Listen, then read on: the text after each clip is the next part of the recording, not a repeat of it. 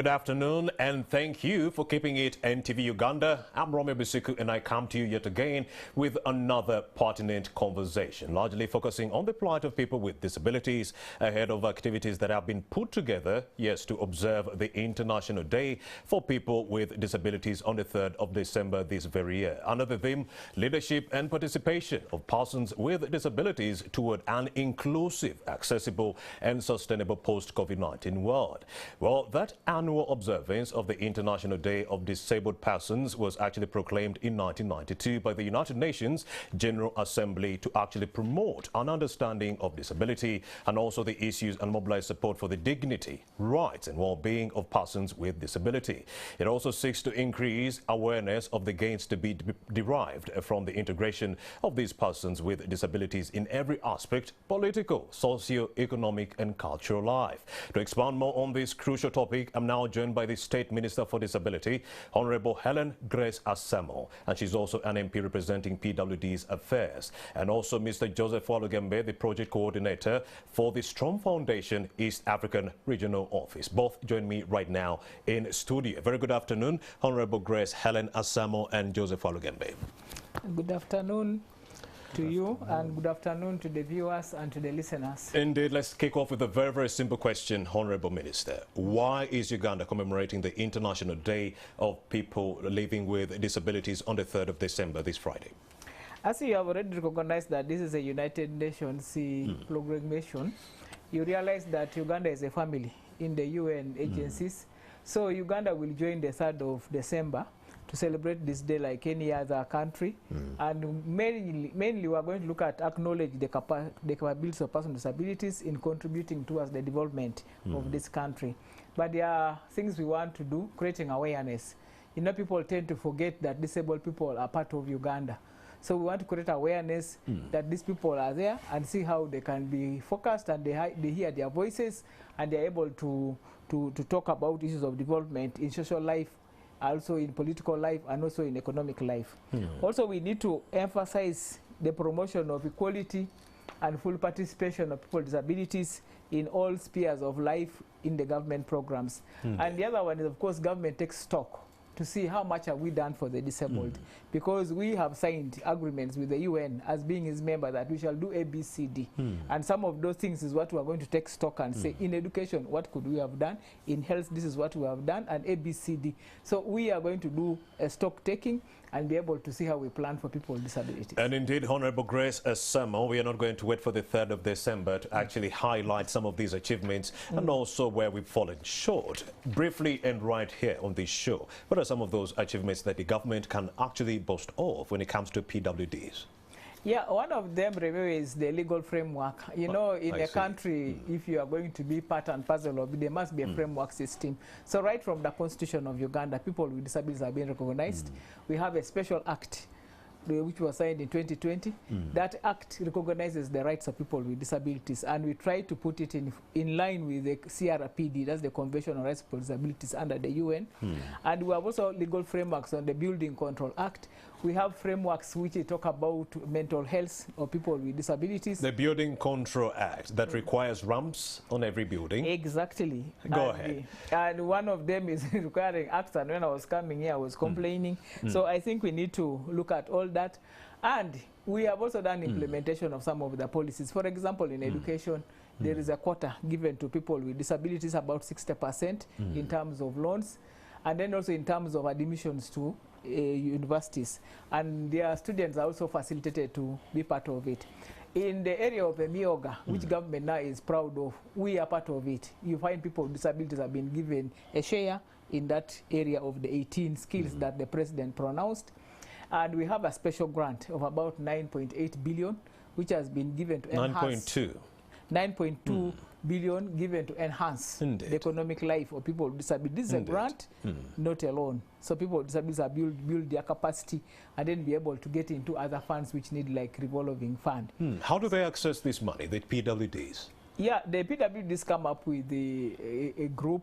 They identify what they can do in terms of economics, and most of them will tell you, maybe I'm doing produce buying, some of them are doing blacksmith, some of them are doing what. Then they'll come up with an application, and we take between 5 to 15 people in a group. So when you send this application to the district then sends to the ministry. After they have assessed, then the ministry, if we find it relevant that you are fit, we shall send the money direct to the group, not to the district. I see. So then these people get this money and they start doing some work for themselves. Go ahead. In terms of education?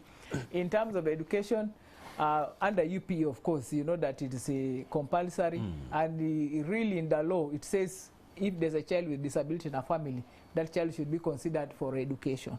I know there are challenges because we have limited teachers, and also we have limited teaching learning materials.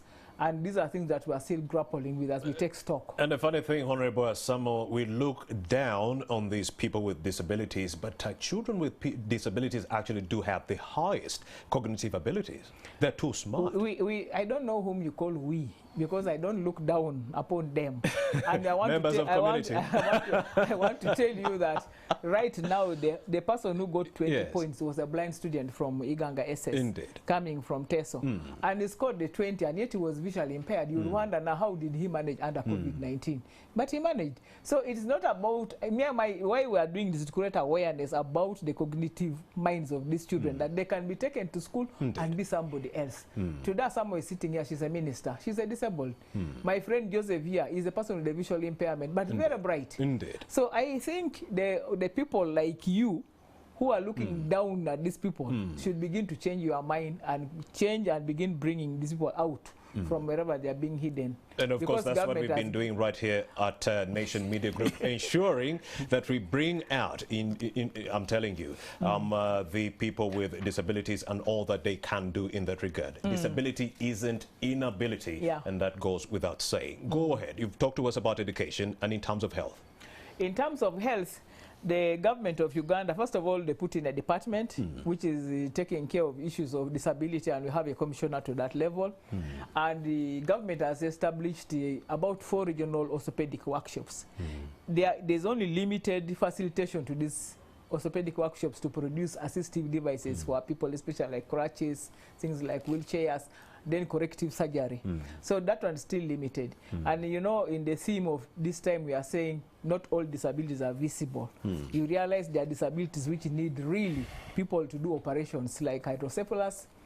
Unfortunately, we only have one private hospital in Mbale. So you can imagine everybody going to Mbale, and then the price between 700 to 1.5 million. Many parents cannot manage to get this. But I think as we discuss this, we shall see how government can come on. We have very few neurosurgeons in Uganda, those who can operate the mind and see how to help the people. So there are still challenges in the Ministry of Health. So you're saying there are some disabilities that could be reversed medically? They can be reversed medically. For example, somebody with a mental challenge. If this person is not on drugs, then the person can really get back to a worst state. But if the person is surviving and being able to get his drugs normally, he'll take them and be normal. He'll be working in any office. But if the drugs are not there, then this person can slide down to some other state and maybe go to Butabika. Indeed. Honorable, where have you registered the shortfalls when it comes to helping the PWDs? Yeah, the shortfalls are there. For example, assistive devices are critical. Braille. We don't have many of them in Uganda, produced by Uganda. I think the boo-boo thing is not yet with us. So most of the time we are importing the assistive devices. The other thing in school, you see, when we have UPE, we said the parent should buy a book. But a book for a visually impaired person is a bit expensive. Indeed. I think a Braille machine now is about 3 million. Joseph, you'll need to correct me, about 3 million. So a poor parent can't get 3 million, even a rich one. And in conventional schools, I've heard they would have to part with 60 to 80,000 Uganda shillings to get their very, very own personal tutor to teach them. Yeah, so sometimes you find that it's really terrible in terms of that. And then there's also the issue of attitudes. I see. Naturally by anybody, whether giving a service, especially at the health centers. The health centers, and then even in schools, even in job placement. Because if government has given us to go to school, when you appear in for a job with a qualification, they'll prefer to take you who is having everything and leave me who is disabled. So they'll look at the disability and quickly deduce that this person being, you know, having this disability, they can't do the job we want them to do. So somebody asks you a very funny question. That, oh, are you a Samuel Helen? You say yes. Oh, sorry, I think we we didn't really shortlist the right person. I see. And yet all your papers were very correct. Even in the health centers, it is happening. They Yeah, health come centers. seeking help, maybe a disabled woman, and then this health worker will be like, "Oh, you also you also indulge in sexual activities." No, for them, they will like they're see, not human beings. if you are in a wheelchair, they will see the wheelchair before the human being. I see. So we are not seen as human beings. So they will see you as a wheelchair. They say, "Oh, what have you come for? Hey, you are pregnant." Now who was the fool? Attitude, no challenges. Attitude thing. So they abuse even that man who could have pregnated I you. see. So instead of attending to you, they will make a refer. Go to Mulago. Now Mulago, I don't have any money to get into a car. So these are still attitudes of individuals in institutions. And I think as we create awareness, some of these things will be changed. Indeed. Let's also bring in Joseph Walugembe. Now, Joseph Walugembe is the project coordinator at the Stromme Foundation, that is the East African Regional Office. He's going to be letting us in on the role of this NGO, the Stromme Foundation, when it comes to celebrating the International Day for People Living with Disabilities. A very good afternoon once again, Mr. Walugembe. Bring us up to speed with the roles that the NGO Stromme Foundation is going to be executing as we celebrate the International Day of People Living with Disabilities. You can kick off by acquainting the viewer with what the Stromme Foundation really is. Thank you very much, moderator. Indeed. And it is a great pleasure to appear on this show with the Honorable Minister of State for Disability. Indeed. The Stromme Foundation, we are a Norwegian international development agency. We work in Asia, in West Africa and East Africa. And specifically in Uganda, we have programs in Busoga, West Nile, especially in the refugee camps, and in central Uganda.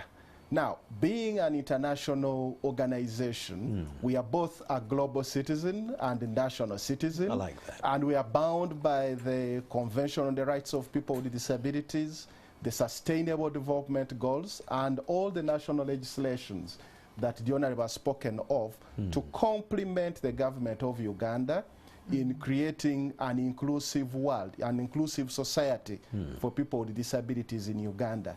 And we are basically working in complementarity with the government to address some of the constraints the Honorable has mentioned in areas of education, economic empowerment, and civil society strengthening to ensure that people with disabilities are fully included in development. And I think that's where our entry point is in celebrating International Day of People with Disabilities 2020 to demonstrate our commitment towards promoting disability inclusion in Uganda. So your role will be to complement the work of Honorable Asemo and her colleagues in that regard in the government, to iron out some of the stressful conditions that have befallen the PWDs now that we are having this conversation. Maybe you can bring us up to speed with how you're planning to do that. So basically it will be to use this occasion to tell our story as a development agency working alongside with the government. What have we done in the areas we've set out to do? We'll be speaking about what we've done in inclusive education. All right. We'll be speaking about what we've done in inclusive economic empowerment to promote the participation of people with disabilities. And of course, we are co-financing some of the events that the government has organized to showcase the progress and constraints of people with disabilities that all of us have to address together. Indeed. So we were not going to wait for the 3rd of December, Joseph Walugembe. So here and right now, how do you plan to alleviate some of the challenges that have dogged the education sector, that have dogged the health sector, and so forth, as you work to complement her work as the Honorable State Minister for Disability? So at the Stromme Foundation, we are involved in a consortium program known as Together for Inclusion. I see. A program that brings together several organizations of people with disabilities and international organizations. And here in this program, we are working on 2 thematic areas where we are deliberately promoting the participation of people with disabilities.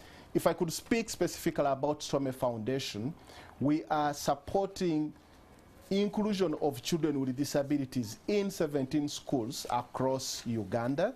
And there we are building school infrastructure that is accessible for children with disabilities. We are training teachers on the methodology for teaching children with disabilities alongside other children. We are providing learning and assistive devices to enable children with disabilities effectively participate in education. And briefly, if I could also speak about adults with disabilities. Please do. We are promoting inclusive economic empowerment for adults with disabilities through inclusive saving groups, through which we mobilize people with disabilities to save, loan each other, and invest in economic empowerment, with the view to link them to some of the programs Honorable Asamo has mentioned, like the special grant for people with disabilities to build on their savings. We are training people with disabilities in vocational skills, and we are also providing them with assistive devices to be economically productive and economically included. Are there any challenges that the people with disabilities are grappling with during this COVID-19 pandemic that Honorable Asamo did not hint on? I think it's so much the fact that attitudes have really worsened towards people with disabilities during the lockdown, because it doubles the stigma. Somebody thinks, for example, that somebody with albinism, whom they already find challenges with to relate, could be even more susceptible to conditions like COVID-19. But also, let's look at the reality. People with disabilities require one-on-one support for majority of them, like people who are visually impaired, whom you need to take by the hand for their mobility, or somebody with a wheelchair whom you need to support, to push, and they are saying, don't touch, keep a distance. So that simply means deepening the isolation, the exclusion that such a person is experiencing. Of course, during the COVID-19 pandemic, they couldn't move, mobility issues from one place to another to access health in that regard. What is Stromme doing to alleviate those challenges in the sphere of health? At Stromme Foundation, as I really said, we mostly concentrate on economic empowerment and education, but we had a number of adaptations to our programs to ensure continuity during the COVID-19. I see. I can tell you we expressly decided that 5% of all our program budgets had to be reallocated to support COVID-19 standard operating procedures and safety measures. And whether that was needed to buy the sanitizers to enable the groups to continue meeting, whether that meant purchasing the masks. But we also had a creative program, especially in education, where we purchased and distributed solar-powered radios. We facilitated the teachers to conduct home learning. And the idea here was that the teachers would, within the means, within the allowances under COVID-19, keep on with some form of learning experiences, especially for children with disabilities who do not cope with the TV and radio-based learning that was going on, those that needed one-on-one support. Very insightful conversation I'm having with these very two intelligent individuals. We do have the Honorable Asamo Helen Gray. She is the Minister of State for Disability. She's not alone. She's also being flanked by Joseph Walugembe. He is the project coordinator that is at the Stromme Foundation East Africa Regional Office. In that regard, we are talking about the plight of people with disabilities. According to the Uganda Bureau of Statistics, they came up with a report in 2016 which contains that yes, the number of people living with disabilities accounts for 12.4% of this population, meaning we do have some 4.5 million Ugandans who are living with some form of disability. This is information that came in 2016. So if you are to factor in the last 5 years, COVID-19, the issue of accidents, people going blind, losing their limbs here and there, that number could have risen exponentially in that regard, all the way to 6 million Ugandans who are living with some form of disability. But then we also do know that the men are grappling, but then the women are grappling harder with 15%. Why is it that way? Honorable Grace Asamo, why is it that more women are prone or susceptible to disabilities than the men at 15 to 10 respectively? Yeah, you see, generally, even in our population, the population of men and women in Uganda, the women still have challenges. So it is not different from the disability movement. Indeed. So you realize that as women with disabilities have more challenges than the men. And because of the nature, first of all, in education, most of us have not gone to school. And then sometimes when it comes to issues of economic empowerment, we are still limited. Indeed. And so you find that somebody has to take care of you. Access to information. Access to information is a challenge because of lack of education. So most of the things that women with disabilities are faced with are more worse than the male counterpart. So you realize that if you are a woman with disability, even when you get children, the men run away. So you remain with the burden of some human beings put on you and somebody has taken off because they do not want to associate with you. If he wants to associate with you, the family is going to come around and say, Remeo, are you cast? Why did you go for this one?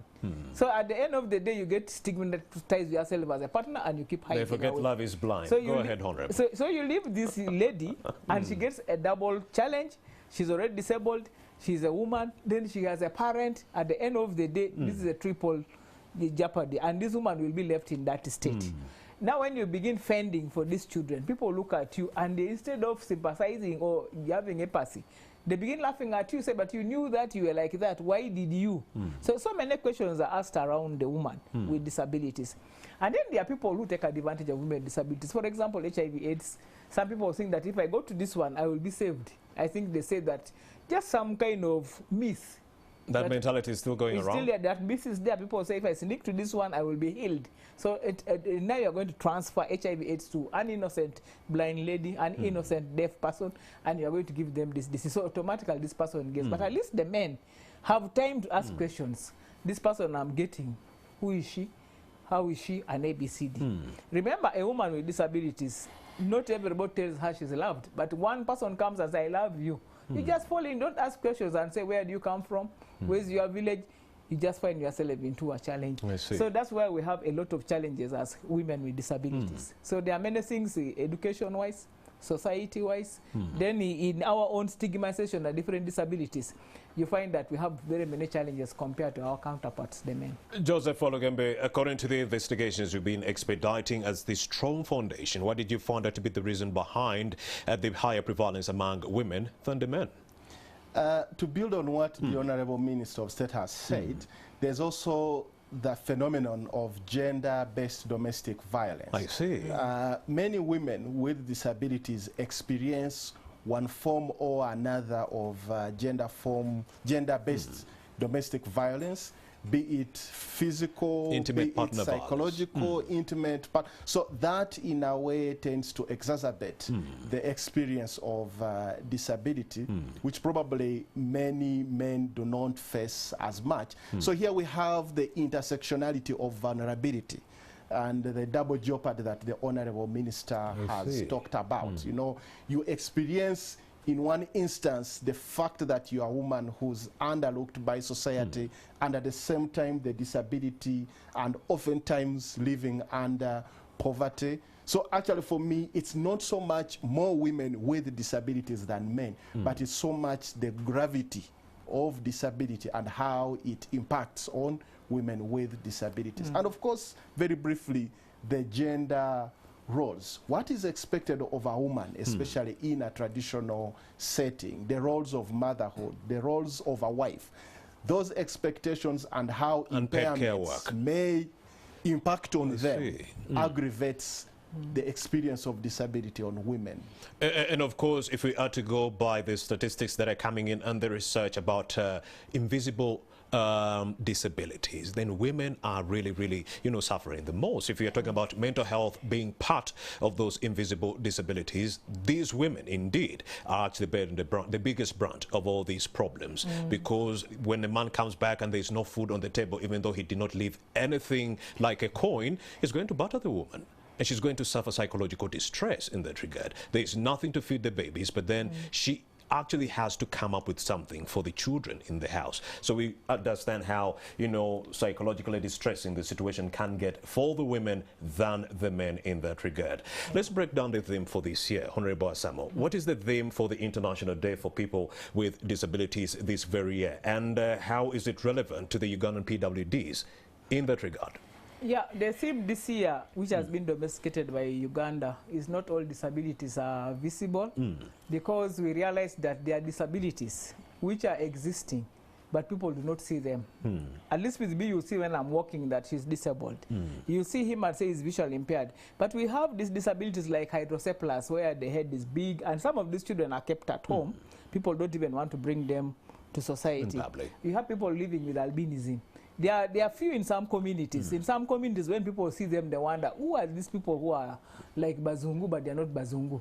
But those people living with albinism, there's a lot of myth around them. So it looks like the stigma makes them to keep away from society. To so hide themselves. In Tanzania, they think they are a cash cow. Even their parents hide them because they know that if my child comes out, somebody might capture and then slaughter them. Because people think they can get riches out of this. You have disabilities like autism, issues of character of a child, you don't know what he's thinking, whatever. All that is issues of invisible disabilities. You have spina bifida, where it really attacks the spine, and this child cannot sit, and ABCD. Then you have these multiple disabilities. A child has got physical, is blind, maybe is not walking, it's just there. So those are the disabilities we want to highlight in the theme this year. And most of them are related to health conditions, because some of them need some kind of surgeries, some of them need the issues of physiotherapy, some of them need to be taken for other extra health conditions. So I think those are the things we want to see, because most of the time when you talk about disability, people will tell you, I know about the blind, I know about the deaf, I know about the physical, I know about I think those three. And there's a time somebody said those are the biological disabilities. But these other disabilities which are hidden is one to bring to the public that we have these characters. And people are struggling with these children, and they are really having challenges. And that's why we are here on this show, to bring to light all these challenges that were actually kept hidden for a long time. But then what if you does not understand? The theme she gave you is only the localized or domesticated global theme. The global theme is leadership and meaningful participation of all people with disabilities for an inclusive, and meaningful, sustainable post-COVID-19 world. But then the domesticated one is not all disabilities are visible, a call for a stronger post-COVID-19 agenda. The reason mainly why they decided to go for this domesticated one is simply because Uganda has achieved milestones when it comes to ensuring leadership and also participation of PWDs in the political processes of their country. You do have the Honorable State Minister, Asamo. She is the Minister of State for Disability. She is here, and indeed she is in government. So meaning that is a milestone that has been achieved by the government. But besides you being in power and some other few PWDs, why are we going for this domesticated theme in that regard? Yeah, I just want to tell you that when you talk of leadership, it's not all about the minister. Indeed. Disabled people right from the village, we are there. I will tell you, we have over 50,000 leaders. I see. At different levels. So you find at every village, there is somebody, the LOC1. LOC2. Affirmative action has been affirmative action. At the LOC3, when you get the sub-count, you have 2 councillors, 2 man and woman. We come to the district. Then all structures for NRM. When you talk of the league, right from the center up to the grassroots, these leaders are there.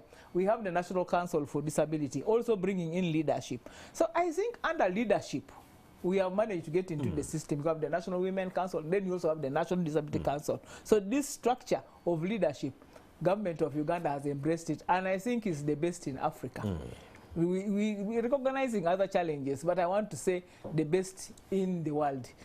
It is only in Uganda where people with disabilities elect their members of parliament. The others are appointed in other countries. So in terms of leadership, we thought we had gone a long distance. And we said, what is lacking? I think for us now is those invisible disabilities, which we need to bring attention to government, that if we could also tackle these ones and try to give them some kind of skills, maybe they will become better Ugandans and be able to contribute to the economic development of this country. You hinted on these invisible disabilities, but not in context. The viewer might have missed all that. Let's now break them down. Hydrocephalus and go ahead. Yeah, we have hydrocephalus, and I already described that these are children with the big heads, a lot of water. They call it water in the local language. Indeed. I don't know what is there, but they call it water in my language.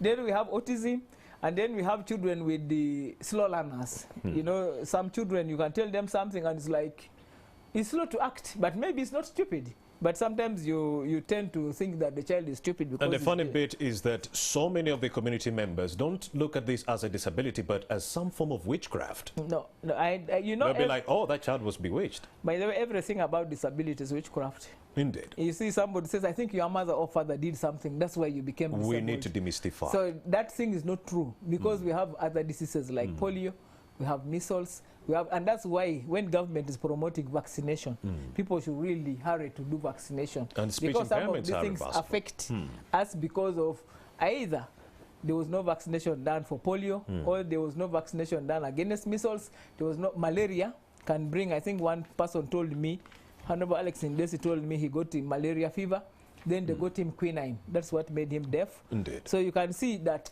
those challenges are there in the society. Yeah, but I it's not remember witchcraft. when we did ban quinine at some point. Yeah, yes. but it's not witchcraft because I've never seen my parents going to a witch doctor. So I that see. maybe the witchcraft made me disabled. Just a misconception. Yes. There is also cerebral palsy. Cerebral palsy, of course, that one is something that affects somebody right from the head up to down. And you see these children need a lot of assistive devices to help them move. And we have people living with albinism.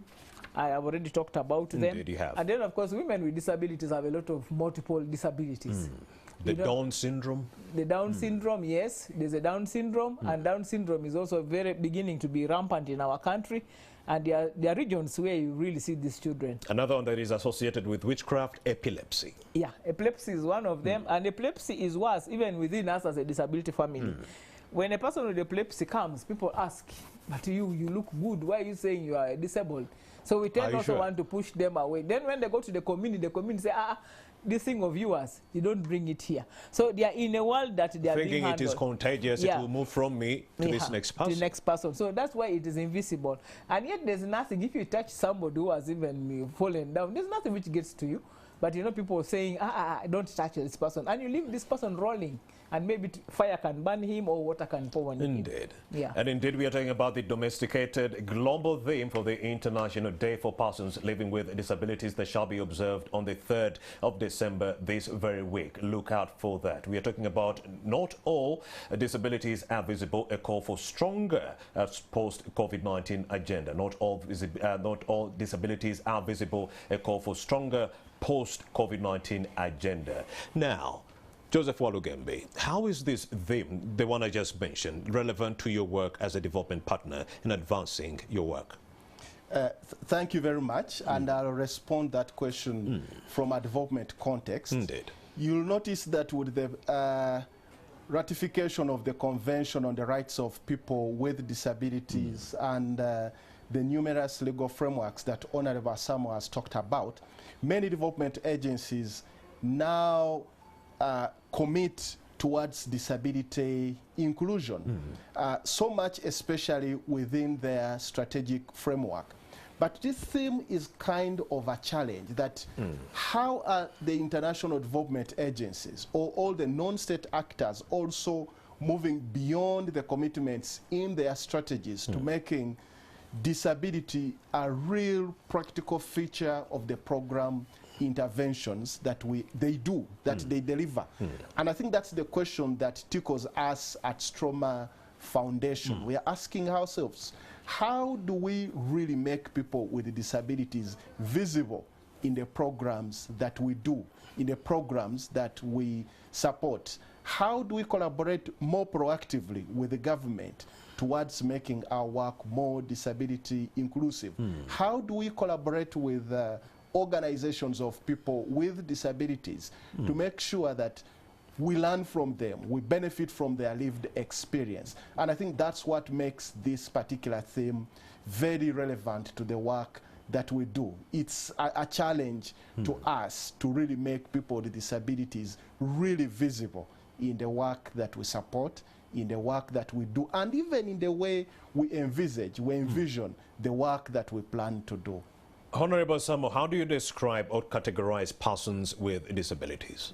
Yeah, maybe before I go to categorization of people with disabilities, I wanted to get to his side. You know, when you look at the theme of not being invisible, you realize that we now need to target the parents. who are also caregivers having a challenge because this child is having challenges. So if there are economic empowerment activities by government, then target the parent of this child so that maybe this parent is empowered to help this empower the parent economically to be able to give some kind of help to the child. So that they can then begin to support the children. Because currently our programs will say for people with disabilities. So if somebody comes and says, but I'm a parent, but you have this child with a spinal feeder, you cannot walk, cannot do whatever, how do we now get the caretaker, the parent, to be supported? This is where the Stromme Foundation comes. Exactly. Then they can come in. Even government, we now go beyond looking at a disabled person and say, they are caretakers behind this person. How do we support this person to move forward? Because most of these disabilities we are talking about cannot make a parent move freely. Some of these children have become prisoners. They are locked in the houses and ABCD because somebody has to vent. So we now target the caretakers, we target the parents to ensure that the invisible disabilities are supported directly.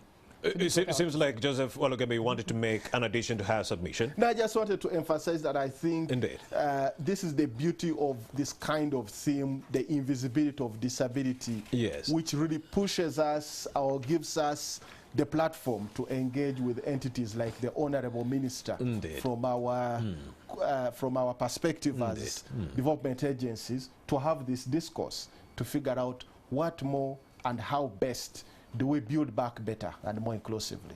Remember, not all disabilities are visible. A call for stronger COVID-19 agenda, post-COVID-19 agenda. That's what we are talking about right here on NTV Uganda. Honorable Minister Asamo Grace Helen, how would you describe or categorize persons with disabilities? Yeah, according to the PWD Act 2020, Schedule 3, we put a category of people with disabilities. One of the common ones is physical disability, something which is seen by the eye and everybody is seeing. Unusual people whom people call lame fall under that level, amputees fall under that level, and that kind of thing. Then you have visual disability, or we call it visual impairment, which are of course, and people with low vision. Like now Joseph, he has got low vision. Once he has given a paper with some bigger figures, he can read, but there are people who are completely blind. So that is another category of people with disabilities. Then you have deaf blind. They have both deaf and blindness, and their language is called tactile. So it's a disability, but in Uganda we have not yet moved on tactile so much. I'm not very sure that I've seen it. Then of course you have mental disability.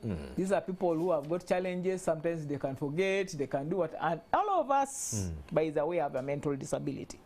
Depending on the situation. Yeah, sometimes you find you are off your head and you get annoyed with everybody. You know that if it's not controlled, you might go off. And indeed, this is what we were saying, that many of the women might be actually susceptible to this kind of disability, mental disabilities, or to the environment that they are living in. If they have a man who is beating them every day, if you have an environment that is actually stressing you on issues to do with gender, but even you find a man with disability, COVID-19. A man with disability whom a woman who's not disabled has eaten his money and left him there, is also getting a mental challenge, because people love them when they have money. When they have no money, they leave them behind. So then we have the little people. Little people are these people who are of short stature. They never grow. They are little. We call them little people, not short people. So then you have people living with albinism. That's what is coded in our law. And of course, we have multiple disabilities where you can have a mixture of everything on your body. I see. Go ahead. Yeah. So I think that's what we have categorized in Uganda. But of course, people will come with different disabilities until, you know, my uterus was removed. You know, I'm impotent, I'm ABCD, and we're like, no, but this is not categorized around these ones. What is the estimated number of invisible categories of disability in our country, Uganda? I think right now... there comes a question that needs some kind of statistics. Statistics, I don't think I can have the answer right now, because the statistics under UBOS have not been categorized according to the different disabilities. For the viewer, for purposes, you know, of acquainting the viewer with this kind of information, let's look at 2016 when UBOS came out. They say 12.4%. 12.4%. That's a general one. Indeed. That's a general one. 12.4. Then they give you a population. That is 4.5 million. Yeah, but now about 5.4. Now we are looking at a situation where we want categorization of these disabilities. How many are blind, how many are deaf, how many are little people, how many are, so that we know as we move on that the planning is not, you know, we are not homogeneous. And people think that when you plan for one disabled person who needs a wheelchair, you have planned for everybody. No, we want a categorization. And I think as a ministry, we are going to engage with UBOS to see how we can get these different categories for better planning. And of course, 2016 it was around 4.5, 2019 5.6 million. Could we be talking about maybe 6 to 7 million people living with different disabilities in this country? Yeah, I want to say that that can be correct because a lot of things have happened. For example, a lot of accidents have occurred under the border service. Indeed. You have also seen COVID-19 has led some people to become either blind or they cannot walk because they have breathing challenges. So this has caused more disabilities.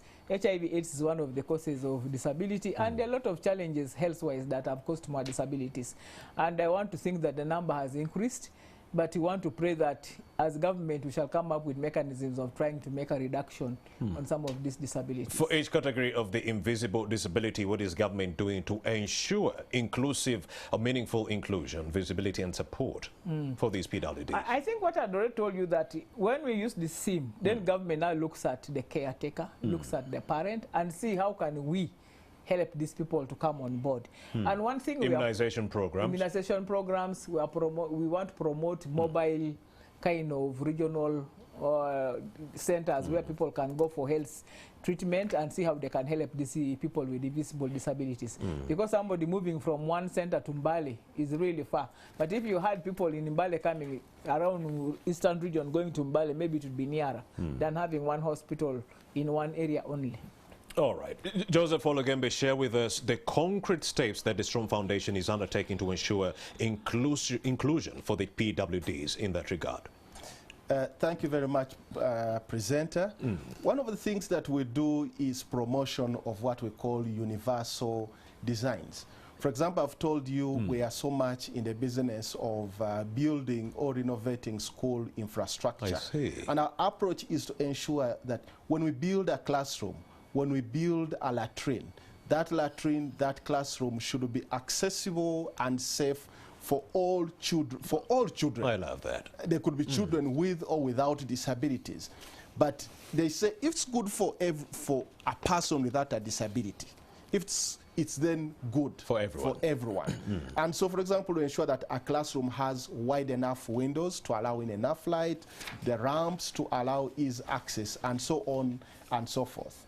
We are training teachers to teach better and inclusively. And if teachers are teaching better, they'll be able to teach all children very well, and they'll be able to teach children with disabilities. How would that happen? Because now the viewer is wondering how that can be expedited in the event that you have 5 persons with a disability in a class, but then you do have others who are not having any kind of disability. How would a teacher be able to balance? Because one section needs a sign language interpreter, and then the other doesn't need a sign language interpreter. Let's face the fact, the pupil-teacher ratio can be a subject for another discussion. Indeed. But let's also face a scientific fact that actually majority of children who are considered to have special needs do not necessarily need very specialist handling means. They can study in conventional schools. They require basic modifications of the teaching methodology for the teacher to be able to effectively include them in the learning experience. But of course, we also have the specialist training for teachers who have to deal with children with very specialist needs. Like we are delivering sign language training, we are delivering training on Braille for those teachers who are dealing with the children who need that specialist assistance. But we are providing assistive devices. I went to what you could call an inclusive school today, from primary to up to university for my first degree and all my postgraduate qualifications. But all that was in what you call an inclusive classroom, and all I needed was my equipment, specialist equipment. And we are providing that, like Parkins Braillers, to enable children with visual impairment to participate in the learning experience. And that is in the interest of time, I'll also say of course, we are promoting economic empowerment for people with disabilities.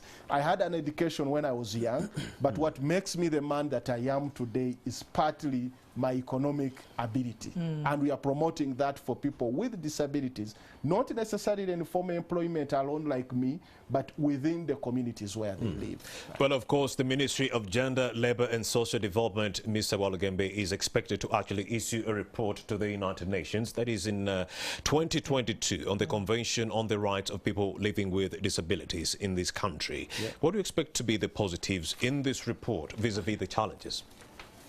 You're asking me yes, that question? Indeed. Thankfully, I'm a Ugandan. Yes. And I'm a person with disabilities. And I've watched the positive steps that the government of Uganda has taken over the time. I've seen the additional resources that government has put into the education for children with disabilities at all levels. I've seen the proactiveness the government has taken through the policies and legal framework to mainstream the inclusion of people with disabilities in economic empowerment programs. But if I could just chip in, I would say what more needs to be done that I would want to see government commit more to, RSA, is support supervision. I've gone past asking government to say more and say, let's look at what government is actually providing. Is it effectively monitored to ensure that it is delivered the way government intends it to be delivered, and it is delivered to the people government intends those programs to be delivered to? Actually, today I'll not ask for more, but I'll say let government deepen the support supervision, the monitoring, the follow-up.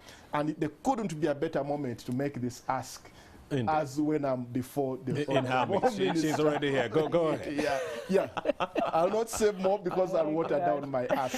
Joseph Walugembe, let me just make an addition for Mr. Joseph Walugembe, Honorable Samo. Uganda will be making more commitments. We are talking about disability inclusion during the Global Disability Summit that is in Oslo, February of 2022. How ready is our government to participate in this? Yeah, we are ready, and I think we have a lot of things to report about. What kind of commitments do you clamor to make? Yeah, we so far we have done increased awareness on advocacy on people with disabilities. I know the civil society has been so much in this, but the advocacy has really come up. And now when you talk about a disabled person on any program in government, first thing is inclusion. Whether it is a government policy, whether it is a manifesto, inclusion has to come on board. We also have to look at the enhanced government support towards programs of persons with disabilities. Right now, when government is planning to go to the parish development model, we are there. There's a 10% set aside for PWDs. There's a 10% set for us. So we are there. And they are saying when they form the committees, why are the disabled? We say, put them there. So it means that I think government is in the right direction. When it comes to NSSF midterm access? We are also there. So I am telling you, government has got the ear and government listens. And the message to the community out there, especially the disabled, it is them to bring the issues and then government takes it on board. And the way we tell government, this is how we want you to do it, that's exactly what they will do. So if there's a 10% for disabled people at parish, and then you have the 9.2, which we are trying to ask for more, special grant. To me, this is a big amount, and I think economically, we are moving in the right direction. And we're also beginning to encourage government to see that people with disabilities fully participate on the bodies of government commissions. UCC, which governs you, we have a person with disability on that board. We have a person with disability on the Building Control Act. We have a person with disability in the university and whatever. So where decisions are made, our people are sitting there. So it is really on the honors of us people who are representing our people in these government institutions to ensure that our issues are included. Otherwise, government has done its part. The ball is now in our court to ensure that we get outblown and let people see us. I see. The viewer would like to know more about the issue of rights for these PWDs. How were the rights of persons with disabilities protected during the COVID-19 lockdown measures that were instituted this year and the last one? Okay, I think during COVID-19, first of all, we were all told to stay home. So it was a total lockdown, the first one. So everybody was staying home. And I think we are human beings like any other human being. Indeed. When you get a message, you have to take care. And most of us were also taking care. Despite the challenges, Joseph said maybe you might need a helper, you need whatever. But I think as a person who's getting that service, you check who is guiding you. Is this person safe? Is the person following SOPs? So all of us were following the SOPs as by the directive given by government. So the rights were really protected.